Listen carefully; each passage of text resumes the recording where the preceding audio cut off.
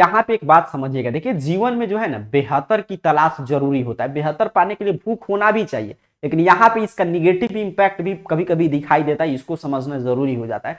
या बेहतर चीज की तलाश में है, ठीक है, ये जरूरी है, लेकिन अब बेहतर का परिभाषा क्या होता है, पूर्ण चीज की पूर्णता की परिभाषा होता क्या है आखिर में, ये समझना काफी अति आवश्यक हो जाता है। नहीं तो पता चला आप पूरे जीवन में भटकते रह गए और बेहतर चीज कुछ था ही नहीं, आपको लग रहा था कि ये चीज इससे बेहतर है, ये इससे अच्छा है। अब इसको मैं एक आपको उदाहरण से समझा रहा हूँ कि एक बार की बात है कि एक ऋषि के पास एक लड़की गई और बोली कि कैसे हम अपने जीवन में बेहतर इंसान का चुनाव कर सकते हैं। तो उस ऋषि ने कहा कि फूल का बाग था, कहा कि जाओ और इस बाग से सबसे अच्छा फूल तोड़ कर लेकर आओ, उसके बाद मैं तुम्हारे प्रश्न का जवाब दूंगा।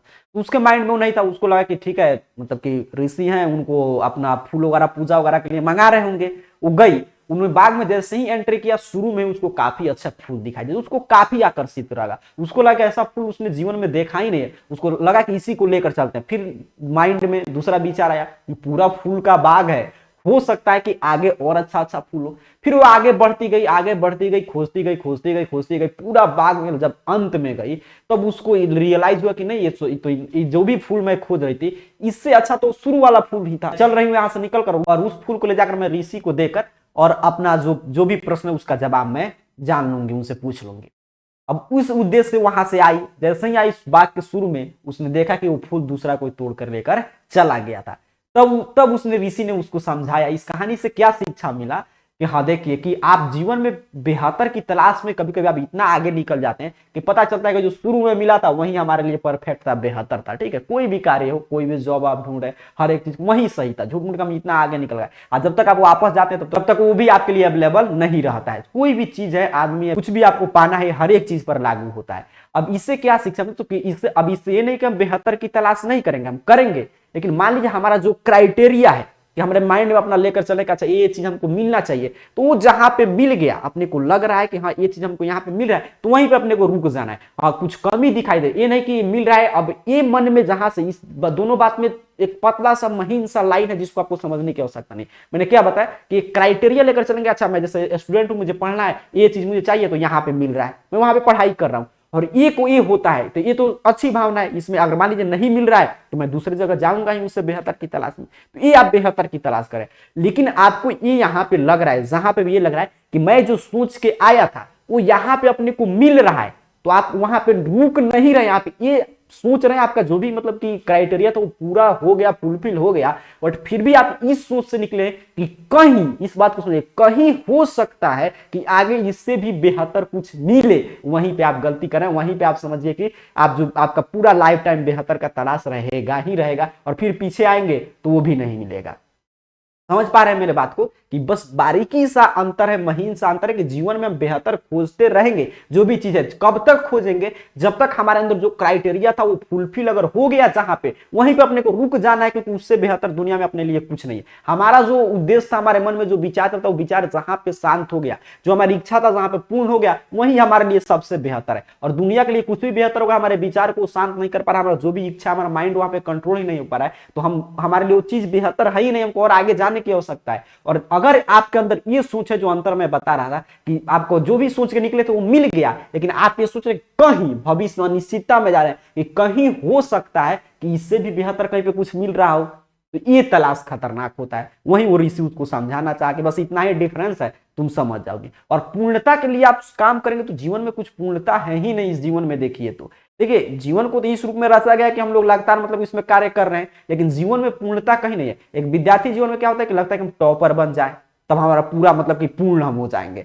टॉपर जैसे ही आप बनेंगे, लगता है कि मैं टॉपर बना रहा हूं, ये बड़ी बात है, यानी कि अगले साल दूसरा कोई बन जाए।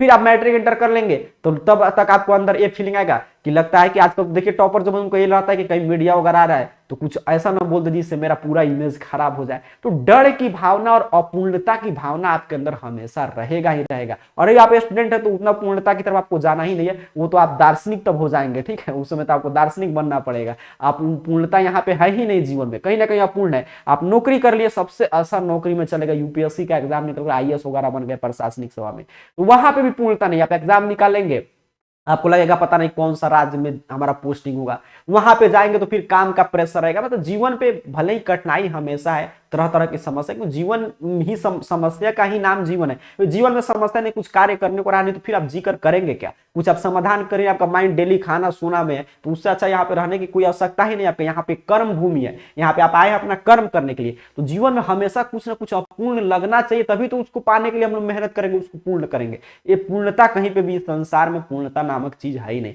पूर्णता किन के लिए? जो दार्शनिक हो गए हैं, जो गॉड के खोज में निकल गए हैं। ये नहीं कि ये बाबा टाइप में बात नहीं कर रहा हूँ जो झूठ मूठ के मतलब सिर्फ पैसा लेने के लिए हर एक कार्य कर रहे हैं। जिसको देखिए गॉड मिल जाएगा, जिसको पूर्ण हो जाएगा, उसको किसी भी चीज की आवश्यकता, उसको मतलब क्या सोना चांदी हीरा जवाहरात कुछ भी मतलब नहीं, पैसा रुपया, वो तो सिर्फ उसी में विलीन हो जाएगा। जैसे पीछे कई सारे विद्वान हुए थे, जैसे महात्मा बुद्ध। देखिए आजकल जिनको भगवान के बारे में ज्ञान होता है, जो पूर्णता कहते हैं मैं पूर्ण हो चुका हूं, मैं गॉड हूं, वो संसार के माया मुंह में फंस जाते हैं। और ये बताता है कि आप पूर्ण नहीं हुए हैं, आप अज्ञानी हैं, आप सिर्फ लोगों को बेवकूफ बना रहे हैं। और जिनके पास एक्चुअल में ज्ञान हो जाएगा वो तो माया मुंह छोड़ दिए।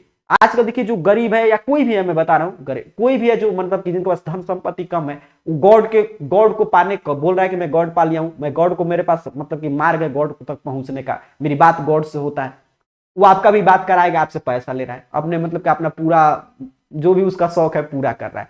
और पहले के लोगों को देखिए जिनको एक्चुअल में गॉड मिल गए, उनके पास सब चीज था। महात्मा बुद्ध देखिए राजा के पुत्र थे, उनके पिताजी कितना प्रयास किए कि तुम राजा बनो, लेकिन वो नहीं बने, पूरा छोड़ दिए। और आज तो जिसको मिल रहा है गॉड वो राजा बन जा रहा है खुद ही। तो ये इसका मतलब वो बेवकूफ बना रहा है, वो पूर्ण नहीं हुआ। और जो पूर्ण हो जाएगा उसको तो इस दुनिया से कुछ मतलब नहीं, क्या राजा क्या सिंहासन, वो सिर्फ गॉड में लिप्त है। ठीक है, तो अब जैसे महात्मा बुद्ध का उदाहरण आप देख सकते हैं, उन्होंने पूरा राजपाट बना बनाया छोड़ दिया। आजकल लोग बनाने में लगे हैं गॉड को पाकर, और उन्होंने बना बनाया छोड़ दिया। महावीर स्वामी का उदाहरण ले लीजिए आप, दयानंद सरस्वती का उदाहरण ले लीजिए, विवेकानंद जी का उदाहरण ले लीजिए। तो इन लोगों के पास वास्तव में गॉड पाने का सच्चा मार्ग था।